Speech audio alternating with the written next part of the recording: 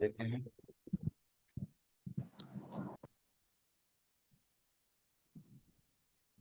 चलो, अच्छा IRR actually होता है क्या है? IRR एक्चुअली वो रिटर्न होता है किसी भी क्या कह सकते हैं आपके प्रोजेक्ट का, जिसमें आपकी जो एनपीवी है ना स्टूडेंट्स, वो जीरो हो जाए। जहाँ एनपीवी जीरो जीरो हो जाए वो एक्चुअली कहलाता है IRR, यानी मिनिमम ये रिटर्न तो चाहिए ही चाहिए आपको। इससे ज़्यादा रिटर्न होगा तो ऑब्वियसली मतलब वो वैल्यू जो है वो नेगेटिव होती जाएगी, और अगर कम होगा तो वैल्यू पॉजिटिव होती जाएगी। यानी मिनिमम ये रिटर्न आपको प्रोजेक्ट के लिए चाहिए, यानी समझ लें कि इससे कम में ना आप लॉस में, इससे कम में आपको फायदा नहीं होगा। क्लियर हो गया स्टूडेंट्स? जी सर। ये इंटरनल रेट ऑफ रिटर्न कहलाता है। हमारे पास ये कुछ कैश फ्लोज हैं, आप लोग देखेंगे तो आपको अंदाजा हो जाएगा। ये कुछ कैश फ्लोज हैं, स्क्रीन पे आ रहा है ना सामने?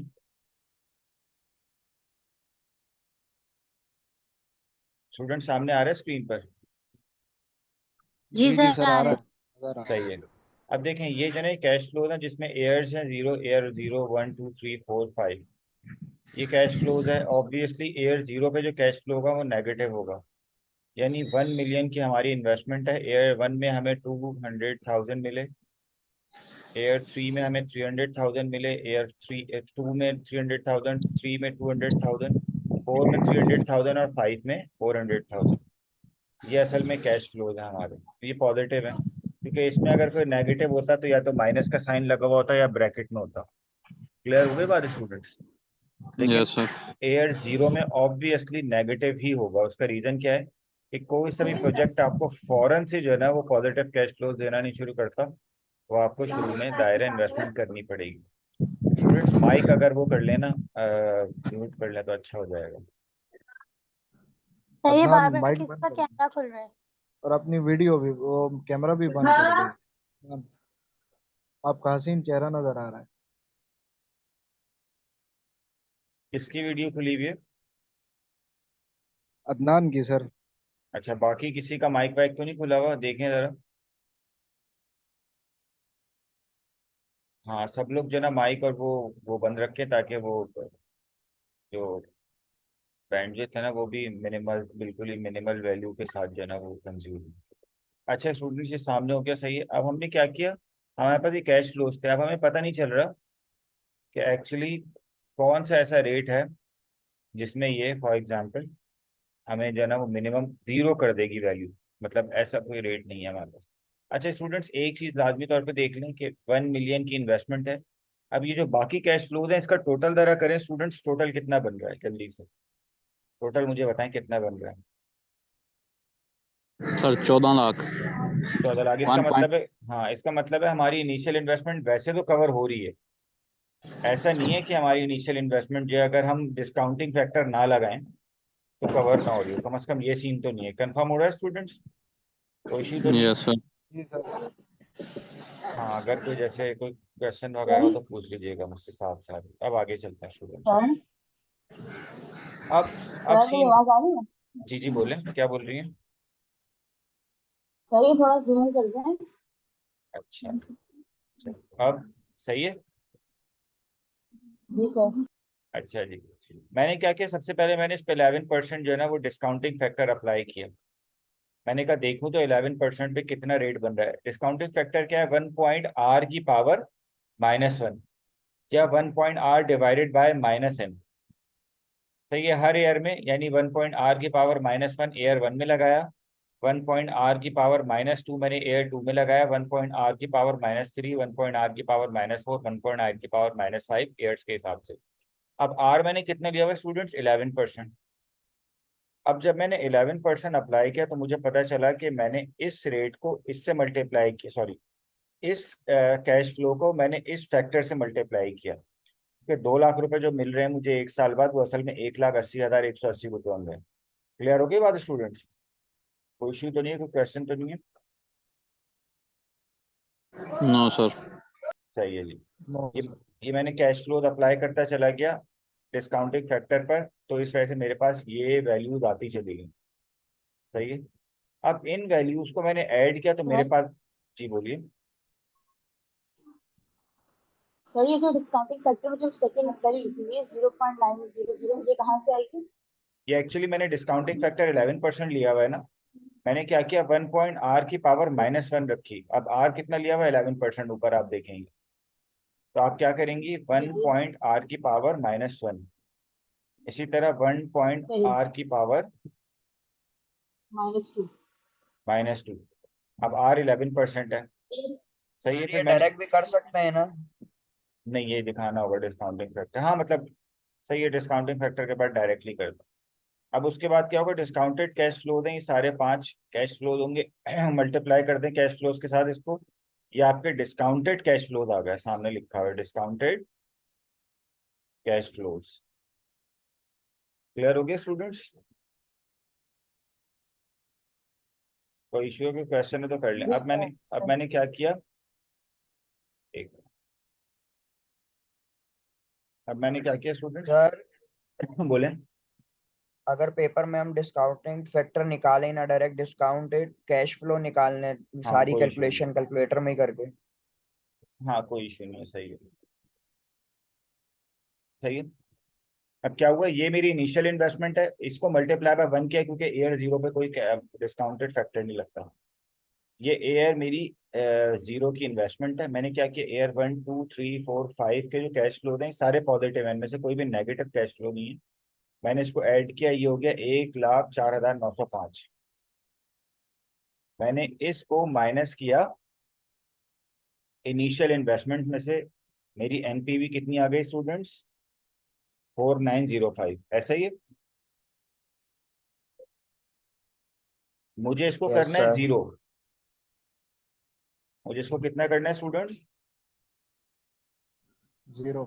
जीरो करना है। तो अब मैं क्या स्टेप उठाऊं कि ये जीरो होगी, मल्टीप्लाई बाय 0। नहीं ना, मतलब मैं क्या, जीरो के बराबर रखेंगे। हाँ कैसे होगी, सर माइनस कर दें अबे 490। नहीं भाई, इसका रेट बढ़ाऊंगा जीरो के इक्वल्स डिस्काउंटिंग टू फैक्टर रखेंगे का, सर। क्या रेट डिस्काउंटिंग बढ़ाएंगे? फैक्टर रेट बढ़ाऊंगा। सही है, कंट्रोल सी, अब मैंने कंट्रोल वी किया, मैंने 11% के बजाय इसका रेट कर दिया स्टूडेंट्स, कितना करूं, सर 12% कर दें, फिर फार्मूला लगा 12% कर दें सकते हैं। सर। हाँ 12% कर दिया मैंने, सही है। अब डिस्काउंटिंग फैक्टर ये जो 12% है, इसको मैंने देखा कंट्रोल ए कंट्रोल सी, एक मिनट ये रहा ना, मैंने इसको क्या किया कंट्रोल सी, मैंने यहाँ पे रखा कंट्रोल वी, ये हो गई इसकी हालत टाइप। तो इसको मैंने क्या किया कंट्रोल सी, अच्छा ये ऐसे नहीं होगा सही, इक्वल्स टू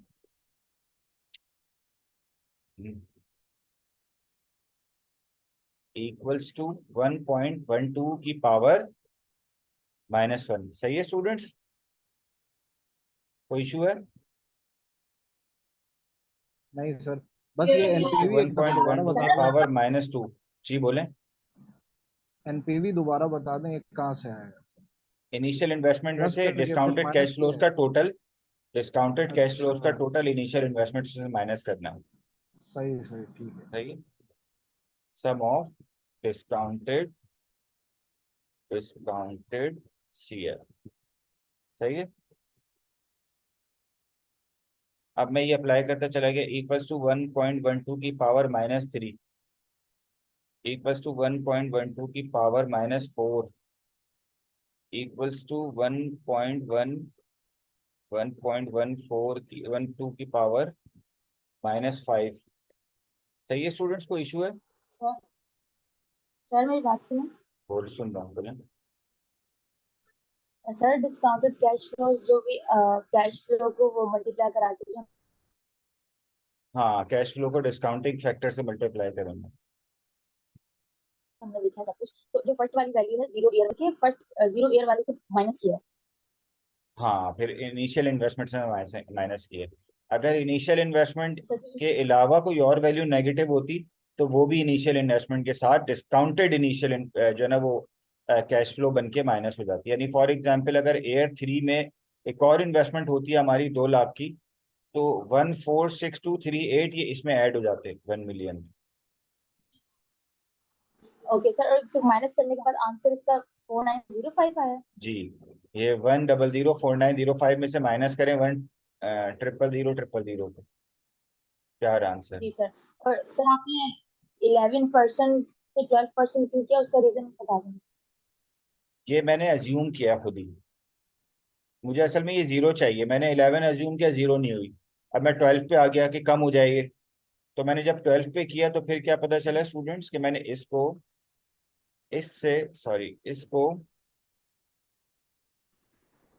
इससे मल्टीप्लाई किया मैंने, सही ये आ गई वैल्यू। मैंने क्या किया, इसी तरह सारे कैश फ्लोज दोबारा मल्टीप्लाई कर लिए।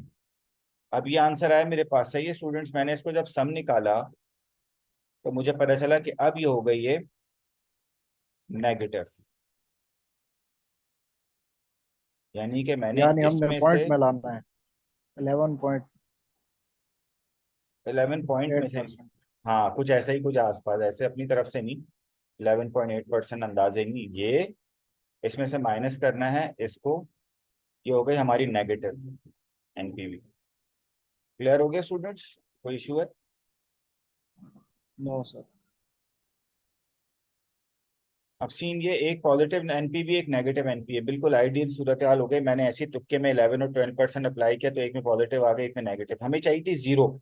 अब 0 तो एग्जैक्टली 11 और 12% के बीच में कहीं आएगी, लेकिन हमें नहीं पता कि कहाँ आएगी।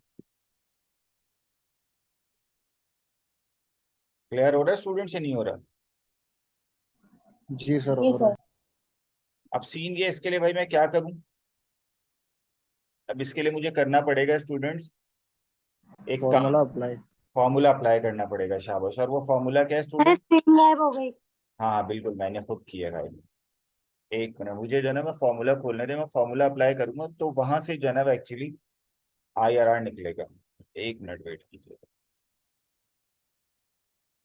ये मेरे सिस्टम को पता नहीं क्या है, TIP की वजह से जो है ना, बच्चे आप लोगों के अंदर कोई मसला है जिसकी वजह से सिस्टम स्लो हो जाता है। अभी जो है ना, मैं जरा ये कुछ सेकंड्स वेट कीजिएगा, मैं फॉर्मूला जरा यहाँ पे कॉपी कर लूँ। स्टूडेंट्स देखें, एक आइडियल सिचुएशन ये होती है कि आप ऐसे दो रेट्स अप्लाई करें जिसमें एक रेट पॉजिटिव हो और एक रेट नेगेटिव हो। अगर इन केस आपके दोनों दफा में रेट पॉजिटिव आ गया तो आप क्या करेंगे स्टूडेंट्स, फिर और रेट बढ़ाएंगे यहाँ तक कि एक रेट नेगेटिव हो जाए। अब ये टाइम टेकिंग प्रोसेस है मुझे पता है, लेकिन एक्चुअली यही वो चीज़ है, मतलब जिसकी वजह से आपको इसके क्वेश्चन के मार्क्स ज्यादा होते हैं। सर ये 15 मार्क्स का आएगा ना? नहीं नहीं, ये 15 का नहीं आएगा, ये पूरे 40 मार्क्स का आएगा। तो भाई क्या हो गया, 15 मार्क्स? सिर्फ 10 मार्क्स का आएगा ये। ओनली 5। चलें सर, 10 मार्क्स बहुत है। बहुत है ना, 10 मार्क्स बस, सही है। Yes sir. अच्छा एक मिनट, पेपर में टोटल कितने क्वेश्चंस हैं? पेपर में टोटल क्वेश्चन होंगे कोई 6 के आसपास है, मुझे अभी याद नहीं है। 6 के आसपास क्वेश्चन हैं, और उसमें से ना एक ये क्वेश्चन बड़ा है, 10 नंबर का है। और सारे ही क्वेश्चन आ रहे हैं, यानी सारे ही टॉपिक्स आ रहे हैं एक्चुअली। तो यानी आपको सर पहले से 10 मार्क्स वाला IRR वाला है? जी IRR वाला 10 मार्क्स का। Okay sir. अब देखें स्टूडेंट्स, ये वैल्यूज हमारे पास आ गई, स्क्रीन आप लोगों के सामने नहीं होगी। इसका जरा कोई स्क्रीनशॉट ले स्टूडेंट्स, ताकि मैं हम आगे जो है ना, मैं एक मिनट आपके सामने इसका स्क्रीनशॉट लें स्टूडेंट जल्दी से, ताकि हम इन वैल्यूज को आगे पुट करें। ले लिया स्क्रीनशॉट? Yes sir. ले लिया ना स्क्रीनशॉट? चले अब हम क्या करते हैं स्टूडेंट्स, अब हम इसको ना उस फॉर्मूले में अप्लाई करते हैं। ये रहा फॉर्मूला आ गया, वर्ड वर्ड की स्क्रीन सामने आ गई स्टूडेंट्स? Yes sir. सही है। अब RA का मतलब ये है, R हम L कर लेते हैं उसको, लोअर रेट, सही है। लोअर रेट, इनमें से कौन सा रेट कम था डिस्काउंटिंग जो रेट हमने लगाया था? 11% 11% ना, था। 11% कम था, ऐसा ही है स्टूडेंट्स। Yes sir. जी सर। बहुत हवा चल रही है भाई बाहर तो। सर ये अदनान भाई हवा में उड़ रहे हैं। अदनान यार माइक और ये बंद कर। हाई रेट कितना है? 12% था, ऐसा ही है। ये NPV A का मतलब ये, चले मैं A को ना L समझ लें, B को H समझ लें। अब ये NPV एल जो है ना एक्चुअली लोअर रेट पर जो एनपीवी है वो कितनी है, कम रेट पर 11% पर कितनी एनपीवी आई हुई थी हमारी? 4295 4,000 शायद। 4905 थी, ऐसा ही है। 05 जी जी। एनपीवी हायर रेट पर कितनी आई हुई थी हमारी स्टूडेंट्स? -22289। -2229 yes sir. ऐसा ही है। अब इसको कुछ भी नहीं करना, इसमें फॉर्मूले में अप्लाई करें, आपका आईआरआर निकल आएगा 0.11 प्लस, सही है। एनपीवी हायर रेट पर कितनी है, लोअर रेट पर कितनी है, सॉरी, 4905 डिवाइडेड बाय 4905 माइनस -22289, ऐसे ही स्टूडेंट्स, मल्टीप्लाई बाय 0.12 माइनस 0.11, सही स्टूडेंट्स। आईआरआर निकल आएगा, जल्दी से बताएं इसका आंसर क्या आ रहा है। 0.11 ना ना, थोड़ा सा आगे होगा, कुछ आगे कुछ वैल्यूज होंगी। 0.111803 हाँ एक मिनट, 4905 डिवाइडेड बाय 4905 एक मिनट, -22289 289,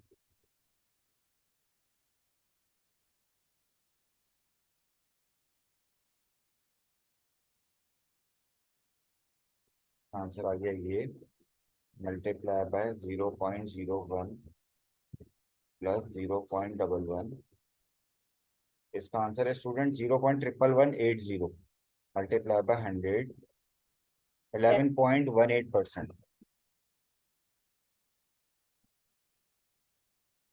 ये आंसर हो गया स्टूडेंट। सर सही है जी सर, सही है। बोलें।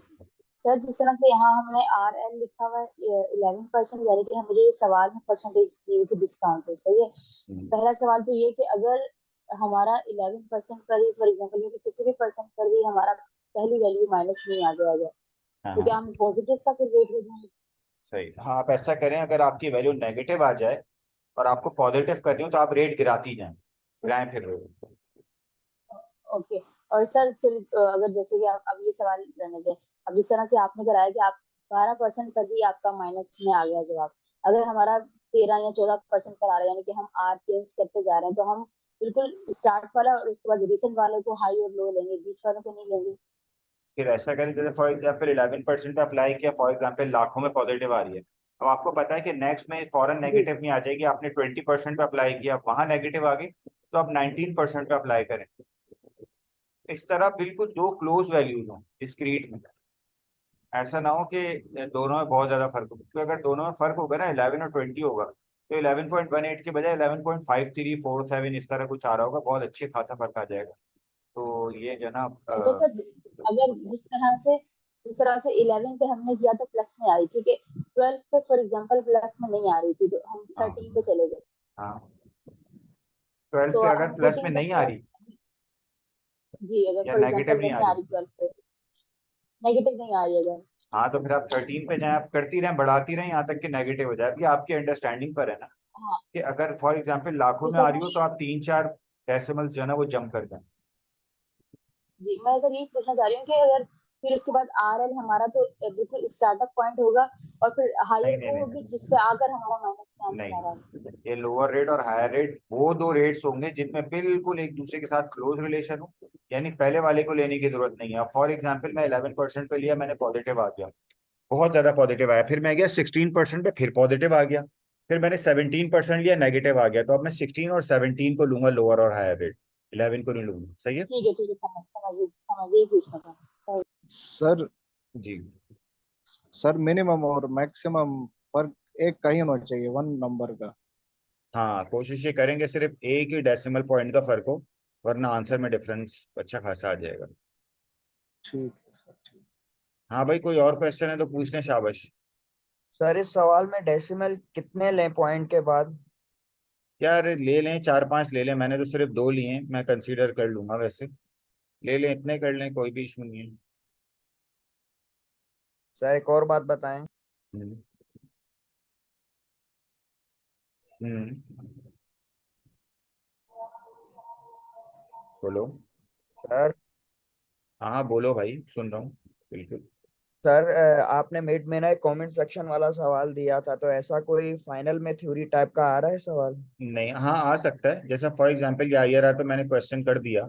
सपोज करें, मैंने कहा कि इसी प्रोजेक्ट में मैंने एक क्वेश्चन ऐड कर लिया कि for example the project is giving 10% return. सही है।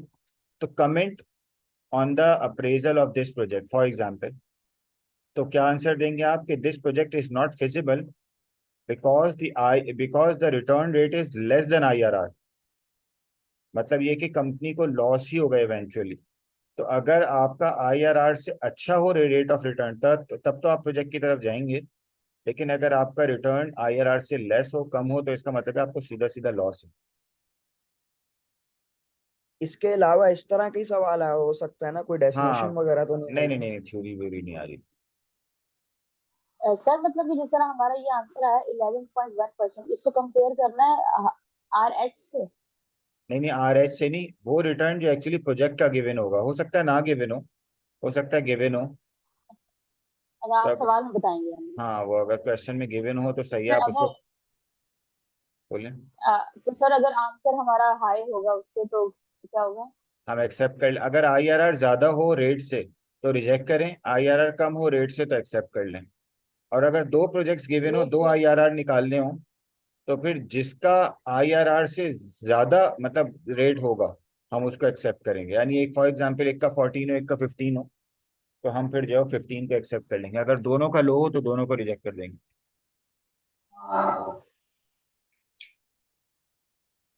सर ये जो ओके। 11.18 आया है इसमें भी बहुत ज्यादा डिफरेंस आ रहा है नेगेटिव में। कितना आ रहा है? -16,000 आ रहा है मेरा, तो 16,940। नहीं नहीं नहीं, 16,000 नहीं आ रहा होगा, या आप कुछ आगे पीछे हो रहा है। कौन है आप, वर्दा है? कौन है मुझसे जी क्वेश्चन, कौन सर। कौन कर रहा है, वर्दा? नहीं बेटा, इसमें एक चीज देखें। हाँ, आपने जब, चले हम इसको अप्लाई करते हैं, 11.18037, ऐसा ही है ना? मैंने 11.18 लिया है सर। चले अब, हाँ सही है, 11.18 पे भी इतना नहीं आएगा। मैं इसको ना अप्लाई करके देखता हूँ, कहीं हमसे ऐसा तो नहीं है कि कुछ मिस्टेक्स हुई हो। मैंने यहाँ पे ना क्या किया स्टूडेंट्स, मैंने इस डिस्काउंटिंग फैक्टर पे, मैं ये मिटा दूं डिस्काउंटिंग फैक्टर 12% वाला, चलें इसी को रहने देते हैं। हम आगे जो है ना, अ, यहाँ पे एक काम कर लेते हैं। स्क्रीन नजर आ रही है ना स्टूडेंट्स? सही। Discounting yes factor sir. मैंने लगाया। सही, मैंने कहा इक्वल्स टू 1.1803। कितना था, 037, यही था ना? ये 118 था। 11.18। 11.18037, यही है यस सर। स्टूडेंट्स। अब मैंने 1 पॉइंट क्यों किया, क्योंकि 1 प्लस था ना वहाँ। सही है। ये हो गया यस। -1।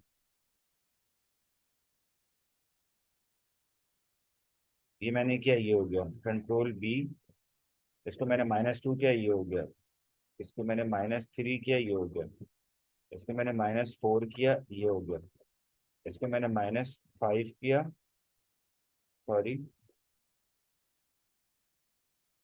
ये हो गया, सॉरी।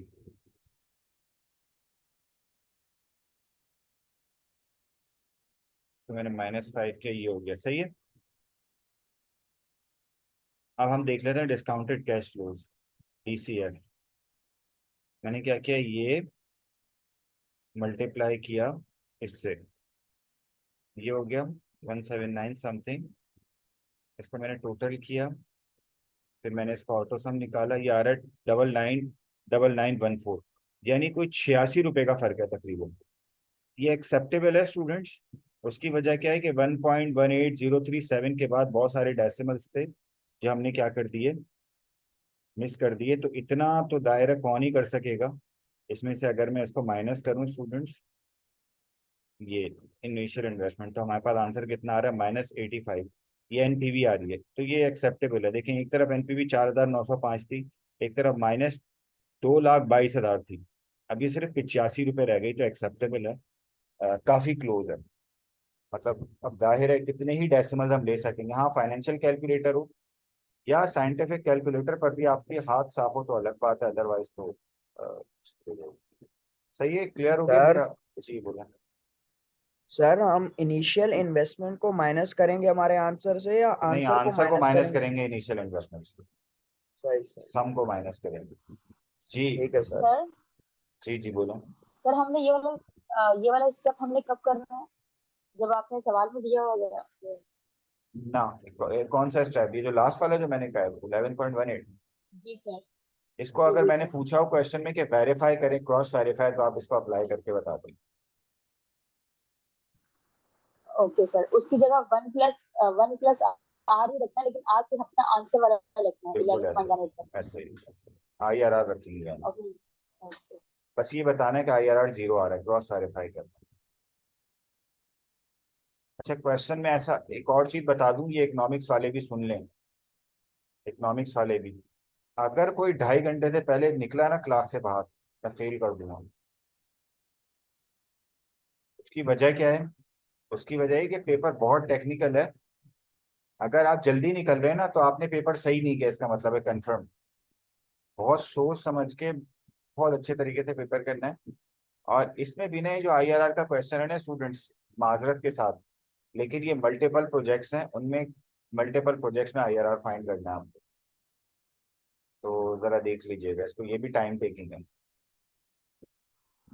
सर आप जिस तरह भी आपने समझाया है क्वेश्चन, हाँ, इस तरह से क्या आपका डेटा नहीं दिया पेपर में? इसी तरह का डाटा है। कैश फ्लोज तो लाजमी तौर पे मैं दूंगा ना, वरना फिर IRR कैसे निकलेगा? जी सर। सही। और भाई, सर हाँ बोले। पेपर मिट जैसा है या मुश्किल है? अब पढ़ने वालों के लिए आसान है, ना पढ़ने वालों के लिए मुश्किल है, तो वर्थ आपके लिए तो मेरे ख्याल में आसान है। ओके। सही है, खुश हो जाए। हाँ भाई, और कोई क्वेश्चन जल्दी से? नो क्योंकि सर सर। इस इकोनॉमिक्स क्लास के ना मुझे सर पैसे नहीं मिल रहे इकोनॉमिक्स असल में। में। हाँ, इस क्लास के चूंकि मुझे पैसे नहीं मिल रहे, इस वजह से बस इसको खत्म कर दीजिए जी। अच्छा सर एक बात बता दें, इकोनॉमिक्स में जो आपने गेम थ्योरी बताई है वो 10 मार्क्स की आएगी? हाँ, मेरे ख्याल में 10 मार्क्स कर दिया मैंने वो क्वेश्चन। और सर ओके ये सर। भी बता दें कितने मैट्रिक्स वाली आएगी, 3 या 2? दोनों आ सकती हैं। सही। हो सकता है 2 आ जाए मैट्रिसेस 5-5 मार्क्स के। नहीं सर, मेरा मतलब नहीं समझे आप। मैट्रिक्स मैट्रिक्स के वो जो 3 मैट्रिक्स वाले होते हैं, 2 वाले होते हैं, नहीं ना, मैं यही कह उनमें रहा हूँ से ना, हो सकता है एक केस आए 2-4 मैट्रिक्स वाले, हो सकता है एक 9 मैट्रिक्स, मतलब वो ना 3x3 का है, हो सकता है 2x2 का है। Okay sir. सही है। चले, इनको की टेंशन नहीं है, फाइनेंस की टेंशन। फाइनेंस की टेंशन ज्यादा है। फाइनेंस के लास्ट जो वो है ना, उसके लाजिम में, बल्कि नोट्स मैंने स्टॉक भेज दिया था ना, स्टॉक वगैरह सारे क्वेश्चन मैंने भेज दिए ना स्टूडेंट्स। इसको जी सर। लाजमी तौर पे अच्छे तरीके से सॉल्व कर लेना, प्रैक्टिस बहुत अच्छे तरीके से कर लेना, पेपर अच्छा हो जाएगा। लास्ट क्लास बहुत इंपॉर्टेंट थी। लास्ट क्लास के सारे क्वेश्चन जितने ही मैंने करवाए थे, उसके प्रैक्टिस क्वेश्चन, उसके कॉन्सेप्ट्स वगैरह लाजमी तौर पे पढ़ के जाना। रिस्क एंड रिटर्न के बहुत सारे क्वेश्चन आने वाले हैं, मैंने कहा था ये थोड़ा सा मुश्किल सब्जेक्ट है, तो फाइनल में होगा शायद कि मतलब हालत खराब हो जाए। लेकिन बस जो क्वेश्चन आ रहे हो पहले वो सॉल्व करने हैं, फिर बाद में आहिस्ता आहिस्ता समझेंगे तो इंशाल्लाह समझ आ जाएगा कुछ ना कुछ। अच्छा। सही है। और कुछ ओके सर सर। सिर्फ एक लास्ट चीज पूछनी है, एक पूछे लास्ट मुझे? चीज सर पूछनी जी जी पूछे। है। सर आपने कहा कि अगर मैं सवाल में कोई एक परसेंटेज दूं और फिर पूछूं कि ये एक्सेप्टेबल है या फिर नहीं, हाँ तो हाँ हमने देखना है कि जो हमारा IRR का आंसर है, हाँ, अगर वो अगर वो आंसर ज्यादा है आपकी दी हुई परसेंटेज से, तो हम रिजेक्टेड बोलेंगे। बिल्कुल ऐसे ही ऐसे ही। IRR असल में वो मिनिमम रेट है जो हमें चाहिए, क्योंकि NPV हमारी 0 हो रही है इस पे। ये मिनिमम रेट हमें चाहिए, इससे कम वाले को हम जी नहीं एक्सेप्ट करेंगे, हम रिजेक्ट कर देंगे। ठीक है। जी सर। हाँ भाई, थैंक यू सर। चलें। ओके स्टूडेंट्स, क्लास एंड करते हैं, इसकी रिकॉर्डिंग में इंशाल्लाह आपको दे देता हूँ। ओके। ओके ओके अल्लाह सर, हाफिज ओके सर। ओके, अल्लाह हाफिज, अल्लाह हाफिज। अल्लाह हाफिज, अल्लाह हाफिज। अल्लाह हाफिज।